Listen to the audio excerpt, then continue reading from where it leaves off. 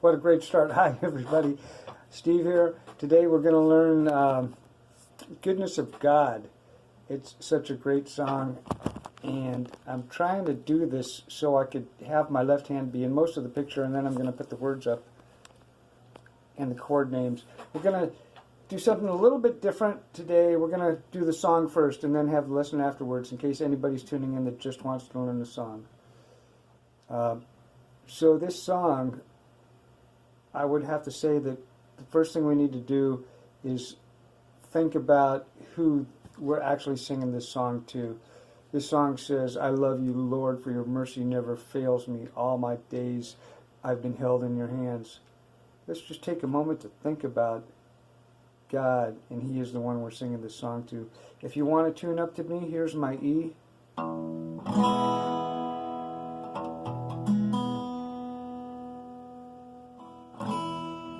Now I'm going to use a capo on this one so I can play the same chord shapes that we all know. We've already learned all these chord shapes. I'm going to put my capo on the 5th fret. And by the way, if you want to play along with Bethel, put your capo on the 1st fret and you should match their video.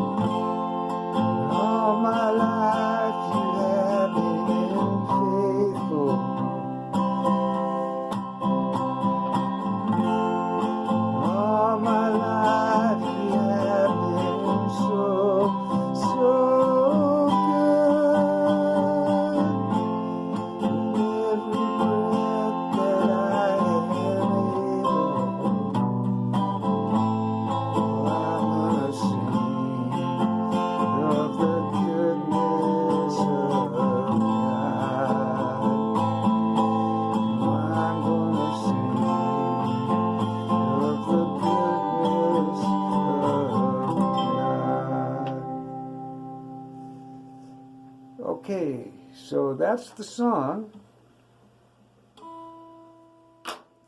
Now you'll notice there was one chord that we haven't really gone over, but it's so simple. I'm going to show it to you now. You're just playing a G chord.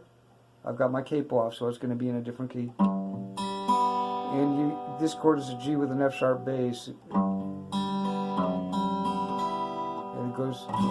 The F sharp bass is what we call a passing tone that passes from the G chord to the E minor chord. It sounds and looks like this. Well, that wasn't right.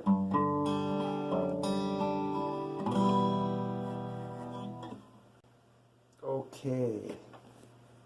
Just tuned in just to learn that song, and you're not taking these lessons. I'm so glad you tuned in. Thank you very much. And for you guys taking the lessons, I have a confession to make, okay? And this is a secret about me, and it's about the way you hold the pick. I know I've talked about it a couple times. When I play the guitar, I use a pick maybe 5% of the time, and that's it. For about the last 20 years, I just stopped using a pick because I want to have my own style. And I want to give credit to the people that have influenced me on this. The guitar players I listened to that I liked the way they sound were Mark Knopfler from Dire Straits, Fleetwood Mac, I think David Lindley, I think. A couple guys from the Allman Brothers, Butch Trucks and Warren Haynes. I've seen these guys playing a lot without picks, although sometimes they will. And the great bass player Jack Cassidy, one time I heard him say, "Well, I got 4 strings on the bass guitar and I got 4 fingers on both hands, so I just use them all." And that's kind of what I do. And I actually use all 5 on both hands, and a lot of times, like, I might play a chord like this, and that was plucking 5 strings with 5 different fingers. That's just the way I play. A lot of times I don't know what I'm doing, but I've found that what really hurts my playing is when I think about, am I going 3 frets up and using my pinky finger because I'm on the high E string while I'm using my thumb on the bass string? Thinking about that stuff makes my playing worse. So I just want to know the songs backwards and forwards. And when I go out and play them, I want to be able to play them without thinking about anything except one eye on God, one eye on the congregation, one on the worship leader if I'm a musician, and one on my music or the lyrics in the back. You may be saying that's 4 eyes. Well, yeah, they used to call me 4 Eyes when I was a little kid, so, and I never got over it. But seriously, I'm so glad you're here. And now let's continue on with our lesson. I want to tell you that when we first started, I mentioned that you just learn a few chords and a capo will help you play it in different keys. That's what I had to do on this song. But I also told you that these songs really only have a few chords in them. And I could play that song without using a capo in the key that I need it to be in to sing it. And you could probably tell it's late at night and my voice is shot. I actually work today, and I'm so grateful. I haven't been working very much at all since this COVID-19 thing started happening. But just to show you real quick, I had my capo here. I was playing it in G, so that's in the key of C, really. So, love you, Lord, for your mercy never fails me all my days. You like no other. Know you as a father, know you as a friend, and I have lived in the goodness of God. Okay, we know all those chords except F, which I've been avoiding showing you because it's the hardest chord we're going to learn. We're not going to learn it tonight, but in case you've mastered all the other ones already, this is how you play it. Use your index finger on the first 2 strings. This is our first bar chord, even though we're only barring 2 strings. And then you put your middle finger on the G string 2nd fret and ring finger on the D string 3rd fret. And that's how we start learning the F chord. Eventually you can play it like this as a full bar chord, and you can be lazy like me and use your thumb and play it like that. Okay, now to just emphasize my point, say we want to play this song in the key of D.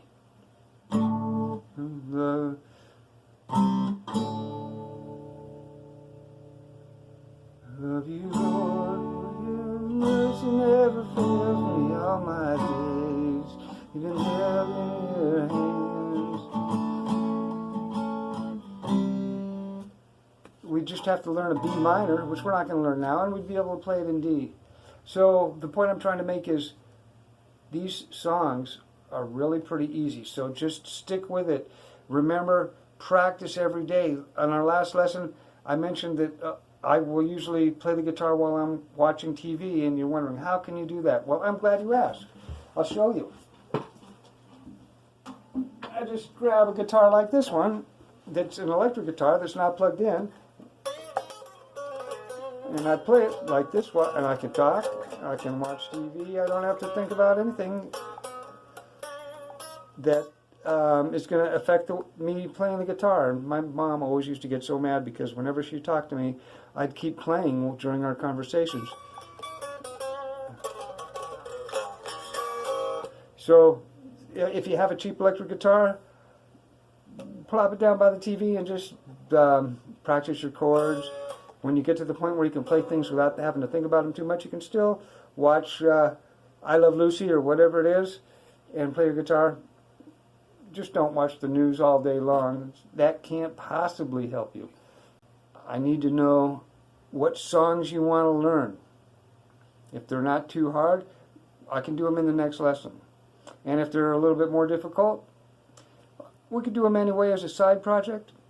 I'm really just here to help you because I want you to be playing your guitar and living life to the full.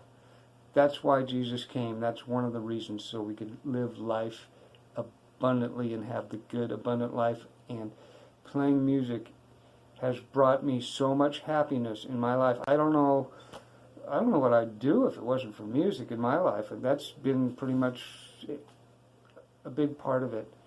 And I just want to share that with you. So let's talk about practice just for a second. These chords should be starting to come a little bit easier to transition between the different chords. And your fingertips should be feeling a little bit sore on your left hand. Don't worry about it. That's totally normal. What I would suggest now, maybe it's starting to become more fun and you're motivated to practice more than just a few minutes every day. Maybe you want to go for 20 or 30 minutes. Practice until your fingers start to feel a little bit sore. Don't go till you need to take a Motrin. You shouldn't hurt a lot, but it should feel just a little bit uncomfortable on your fingertips, and that will go away, I promise. When that starts to happen, if you want to, put your guitar down. If you're practicing in the morning, wait till the evening and pick it up again. And if it's later in the day, put your guitar down when your fingertips feel sore and pick it up the next morning and do it again. And pretty soon you'll develop calluses on the tips of your fingers on your left hand, and that won't be a problem anymore. One thing I don't think I ever mentioned is on your left hand you need to keep your fingernails short. Okay, if you're a lady and you've got really long fingernails on your left hand, it's going to be a lot harder for you. Not impossible, but I don't know how to do that. Let's talk about the song. You may have noticed that on the bridge, I wrote the chords with 4 chords all at one time on the screen, and I left it there. And I did that on purpose because I want you to think of the song as a series of chords, not a whole bunch of individual chords. This is a huge thing that will make you a great worship leader. And when I say worship leader, I mean anybody that's on that platform, even if you don't sing and you're just a guitar player. I shouldn't say just a guitar player. You're a guitar player and you don't sing. Your job is to lead the people in worship. And if your nose is stuck in your music stand and you never look up and you're just doing it like that, I'm glad you're up there, but you're going to be a better leader if you are more engaging. So those 4 chords, your goodness is running after D, G. So it's G with a B bass, C, D, and G. Your worship leader may want to sing that 45 times if he is noticing that people are falling on their knees and raising their hands and they weren't doing that on the chorus. If I see that, I can tell that people are more engaged with those words, so I may repeat it. Then on the other hand, if I see people start texting when the song changes, I may cut out some of the repetition. I'm sure that Bethel doesn't do this song exactly the same every time. They're engaging with the congregation. If you tuned in just to watch that song and you're not taking that class, I'm really glad you did. Please leave a comment and please subscribe. That really helps me. Thank you so much. God bless you. And for our next lesson, I'll think of a new song. We're going to learn at least one more chord. If you want to leave a comment with a suggestion for a song, there's no reason why we can't make that one the song we learn. God bless you.